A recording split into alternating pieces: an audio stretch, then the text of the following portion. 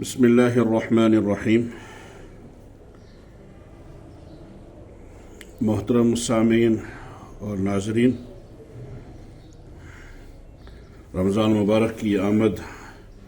ہونے کے بالکل قریب ہے۔ ہمارے لیے بڑی سعادت مندی کی بات ہے۔ یہ رمضان مبارک عامت المسلمین کے لیے رحمت ہے ہی، لیکن خصوصاً حفاظ حضرات کے لیے تو بہت ہی زیادہ اس کے اثرات ظاہر ہوتے ہیں قرآن پاک سننے اور سنانے کے تعلق سے۔ میرے مخاطب وہ تمام حضرات ہیں، ائمہ حضرات، قراء حضرات، حفاظ حضرات۔ ان تمام حضرات سے میں اس وقت ہم کلام ہو رہا ہوں۔ نسبت ان کی جو ہوگی اس وقت وہ بطور مذاکرہ کی ہوگی، نہ کسی کو سمجھانا ہے بلکہ ایک مذاکرہ کرنا ہے۔ یقیناً آپ تمام حضرات مختلف مدارس اور مختلف اداروں سے فارغ ہوں گے۔ آپ نے اور آپ کے اساتذہ نے بہت زیادہ محنتیں قرآن پاک کے تعلق سے آپ حضرات پر کی ہوں گی اور یقیناً کی ہوں گی۔ اللہ تعالیٰ ان تمام کی محنتوں کو قبول فرمائے۔ میری آپ حضرات سے اسی ضمن میں گزارشات ہیں۔ پہلی گزارش یہ کہ جن جن مساجد میں قرآن پاک کی تراویح کا اہتمام نہیں کیا جا رہا ہے، تو سب سے پہلے ان مساجد میں ان تمام حضرات سے گزارش ہے کہ اپنے مقتدیوں کو کسی نہ کسی طریقے سے سمجھا کر ان کو اس بات پر آمادہ فرمائیں کہ وہ قرآن پاک کو سنیں، کیونکہ اس وقت اس چیز کی بہت زیادہ ضرورت ہے۔ اس شعبے کے تعلق سے بہت ساری کوتاہیاں اور کمیاں ہیں کہ قرآن پاک کے سلسلے میں لوگوں کے اندر غفلت پائی جا رہی ہے۔ اس غفلت کو دور کرنے کے کون کون سے طریقے ہو سکتے ہیں، آپ حضرات مجھ سے بخوبی زیادہ جانتے ہیں، مجھ سے زیادہ بخوبی جانتے ہیں کہ ہمارے مقتدی کس مزاج کے ہیں اور ان کو کیسے سمجھانا ہے۔ تو ان کو قرآن پاک کی فضائل، قرآن پاک کے ساتھ تراویح کے فضائل اور ان تمام سنتوں کے فضائل بیان کریں جو اس رمضان مبارک سے تعلق رکھتی ہیں۔ اس لیے تمام حضرات سے گزارش ہے کہ وہ قرآن پاک کا اپنی مسجد میں سننے اور سنانے کا جو ہے اس مبارک سلسلے کو جاری کریں۔ دوسری میری گزارش اسی ضمن میں ہے ان تمام حفاظ اور قراء سے کہ آپ کے اساتذہ نے آپ کو بہت محنت کے ساتھ پڑھایا ہے۔ اس محنت کا نتیجہ یہ ہونا چاہیے کہ جیسا انہوں نے آپ تک پڑھایا ہے، ان اساتذہ نے اپنے اساتذہ سے جو امانت لی ہے اور اس امانت کو جو آپ تک پہنچایا ہے، اس امانت کو من وعن اسی طریقے سے قوم تک پہنچا دیجیے، تراویح کی شکل میں، قرآن پاک کے سننے اور سنانے کی شکل میں۔ کہیں ایسا نہ ہو کہ آپ کے اساتذہ نے سال بھر آپ پر محنت کی ہو قرآن پاک کے تعلق سے، حفظ کرنے کے اعتبار سے، یادداشت کے اعتبار سے، ادائیگی کے اعتبار سے، حسن صوت کے اعتبار سے، لیکن آپ جب تراویح کے لیے کھڑے ہو جائیں تو ان تمام نقوش کو اور ان تمام چیزوں کو مد نظر رکھتے ہوئے من وعن قوم تک یہ امانت پہنچائیں۔ میرا کہنے کا مقصد اور مدعا یہ ہے اور مطلب یہ ہے دوسرے الفاظ میں کہ جس طریقے سے آپ نے اپنی کلاسوں کے اندر بہت خوب اور احسن طریقے سے خوبصورتی سے پڑھا ہے، اسی خوبصورتی کو مد نظر رکھتے ہوئے تراویح کے اندر جو آپ قرآن پاک پڑھیں گے اس کے اندر بھی لب و لہجے کو مد نظر رکھیں گے، ادائیگی کو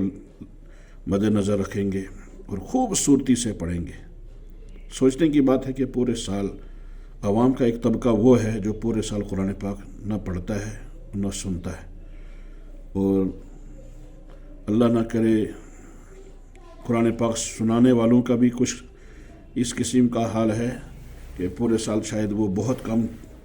درجے میں تلاوت قرآن پاک کرتے ہوں گے، لیکن اس مہینے کے اندر وہ غفلت دور کر کے عوام کو سمجھائیں کہ بھائی آپ نے پورے سال قرآن پاک الحمدللہ پڑھا ہوگا اور اب ہم سنانے کا یہ موقع آ گیا ہے، تو انشاءاللہ میں بھی بہترین طریقے سے سناؤں گا اور آپ بھی بہترین طریقے سے سنیں گے۔ اس میں کوئی جلدی نہ کریں۔ دیکھیں نا، اگر ہم قرآن پاک کے سننے اور سنانے میں جلدی کر رہے ہیں تو گویا کہ یہ چیز ہمارے اوپر ایک قسم کی بوجھ ہے، اور اس بوجھ کو ہم جلدی سے جلدی اتارنے کی کوشش کرتے ہیں، تو ظاہر بات ہے کہ یہ قرآن پاک سننے اور سنانے کا معاملہ ہمارے ساتھ غلط طریقہ، ہم لوگ قرآن پاک کا قرآن پاک کے ساتھ یہ معاملہ اختیار کر رہے ہیں۔ اللہ حفاظت فرما دے، اور یہ سمجھ کر کے آپ قرآن پاک سنائیں کہ شاید یہ میری زندگی کا آخری قرآن پاک اور آخری رمضان ہے۔ اس لیے اپنے مقتدیوں کو سمجھا دیں کہ جہاں پر ہم روزانہ 1 گھنٹہ پہلے سوتے تھے وہاں 1 گھنٹے کے بعد ہی سوئیں گے، لیکن میں بہترین طریقے سے قرآن پاک سناؤں گا انشاءاللہ۔ ان کو پہلے سے کہہ دیں کہ جہاں تراویح کے اندر ہم کو آج سے پہلے 1 گھنٹہ لگتا تھا، میں آج کے بعد 1.25 گھنٹہ یا 1.5 گھنٹہ لگاؤں گا اور بہترین طریقے سے سناؤں گا، اور یہ پوری امانت کو ادائیگی کے اسلوب میں منتقل کرتے ہوئے میں اپنے رب کے پاس اس قرآن پاک کو اس طریقے سے پیش کر رہا ہوں کہ یا اللہ میں نے اس قرآن پاک کو سنایا ہے، اور مقتدیوں نے بھی پورے غور و فکر کے ساتھ میں اور غور و خوض کے ساتھ میں اور پورے توجہ اور خشوع کے ساتھ سنایا ہے۔ مقتدیوں کا سننا اور امام کا سنانا دونوں کو اللہ تعالیٰ کی بارگاہ میں پیش کرنا ہے، اس لیے مقتدیوں کو مختلف انداز سے اور احسن طریقے سے سمجھانے کی کوشش کریں۔ انشاءاللہ امید ہے کہ وہ آمادہ ہو جائیں گے اور بہترین طریقے سے۔ اور ضروری نہیں کہ آپ 2 پارے 1.5 پارے 3 پارے پڑھیں، یہ تو دوسرے لوگوں کی بات ہے، لیکن جہاں پر رواج نہیں تھا آپ لوگوں نے محنت کر کے اس میں آپ اپنا کردار ادا کر رہے ہیں، بایمان ہے کہ آپ لوگ قرآن پاک سنائیں گے اور سنیں گے، تو وہاں پر آپ کو اس چیز کا خیال رکھنا ہے کہ بھائی 1 ہی پارہ پڑھیں، اور آخر کی جو شبیں آتی ہیں تاقراتیں ان میں تھوڑا زیادہ پڑھیں، تو انشاءاللہ آپ کا متعینہ اور منتخبہ تاریخ پر آپ کا قرآن پاک انشاءاللہ مکمل ہو جائے گا۔ اس اعتبار سے آپ بہت زیادہ محنت کریں اور اچھی طریقے سے پڑھیں، کیونکہ تمام ائمہ، تمام قراء، تمام حفاظ کسی نہ کسی ادارے سے فارغ ہیں، یقیناً ان کے اساتذہ نے ان کو تجوید کے ساتھ، یادداشت کے ساتھ، حسن صوت کے ساتھ ان تمام چیزوں پر محنت کی ہوگی۔ ایسا نہ ہو کہ ہمارے اساتذہ نے ہم پر جیسی محنت کی ہو ہم اس کے بالکل مخالف لوگوں کو سنائیں۔ جیسا آپ سنائیں گے انشاءاللہ اس کے اثرات عوام پر پڑیں گے کہ لوگوں کو غلط اور صحیح قرآن پاک پڑھنے کا فرق واضح ہو جائے گا۔ اس لیے یہ تمام گزارشات میری ان تمام حفاظ سے ہیں، بطور مذاکرہ ہے، نصیحت نہیں ہے، میں آپ کا کوئی استاد نہیں ہوں، اس لیے میں نے شروع میں ہی یہ گزار کی تھی کہ میں مذاکرے کے طور پر آپ کے سامنے یہ کچھ باتیں پیش کروں گا۔ جب سری نگر کے، جموں کے یا پونچھ کے یا جہاں جہاں کے علاقے والے یہ بات سن رہے ہیں، ہر جگہ ہر مسجد میں اس طریقے سے قرآن پاک پڑھیں گے تو لوگوں کے اندر صحیح قرآن پاک کا رواج پھیلے گا، بھائی یہ قرآن پاک صحیح پڑھنے والے ہیں۔ ایک مرتبہ آپ کہیں قرآن پاک بہترین طریقے سے سنائیں گے تو انشاءاللہ اس مسجد میں تا قیامت انشاءاللہ قرآن پاک صحیح پڑھنے کا ایک مبارک سلسلہ جاری رہے گا۔ ورنہ ہوتا کیا ہے، بہت سارے مقتدی حضرات شکایت کرتے ہیں کہ حفاظ حضرات بہت جلدی کرتے ہیں، تو اس سے ہمارا جو ہے قرآن پاک سننے کا ذوق شوق ختم ہو جاتا ہے۔ بعض مرتبہ ایسا ہوتا ہے کہ آپ کے مقتدی جو اچھے سننے والے ہیں وہ آپ سے بھاگ جاتے ہیں۔ دیکھیے آپ کی ذمہ داری ہے قرآن پاک کو صحیح طریقے سے عوام تک پہنچانا، پھر آپ کے پیچھے کون کھڑا ہوتا ہے وہ آپ کی ذمہ داری نہیں ہے۔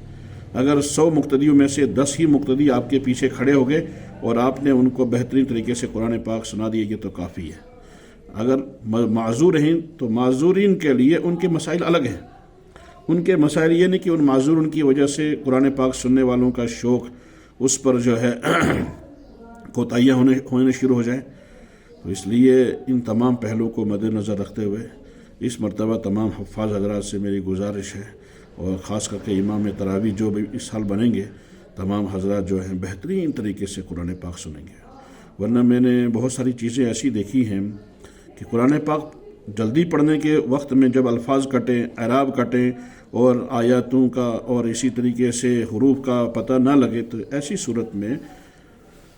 لعنتیں برستی ہیں، مقتدیوں پر بھی، اماموں پر بھی، اور مسجد کا تقدس بھی برقرار نہیں رہتا۔ یہ وہ جگہ نہیں کہ جہاں قرآن پاک کو توڑ پھوڑ کر کے پیش کیا جائے، یہاں تو اللہ کا کلام اللہ کو سنانا ہے، اللہ کے گھر میں اللہ کے کلام کو اللہ کو سنانا ہے۔ تو ظاہر بات ہے جب اللہ کے گھر میں اللہ کا کلام اللہ کو سنایا جا رہا ہے تو اس کے بہت سارے آداب کو بھی آپ کو ملحوظ رکھنا ہے۔ جب ان تمام چیزوں کو آپ ملحوظ رکھیں گے تو انشاءاللہ خود بخود آپ کے اندر یہ کیفیت پیدا ہوگی کہ قرآن پاک کو کیسے پڑھنا ہے۔ اس لیے تمام حضرات سے گزارش ہے، اس سال آنے والا رمضان اللہ کرے کہ یہ پورے وادی بلکہ پورے خطے کے لیے اور پورے ملک کے لیے صحیح قرآن پاک پڑھنے کا ذریعہ اور باعث بن جائے اور ہدایت کا بھی ذریعہ بن جائے. وآخر دعوانا ان الحمد للہ رب العالمین. السلام علیکم ورحمۃ اللہ وبرکاتہ.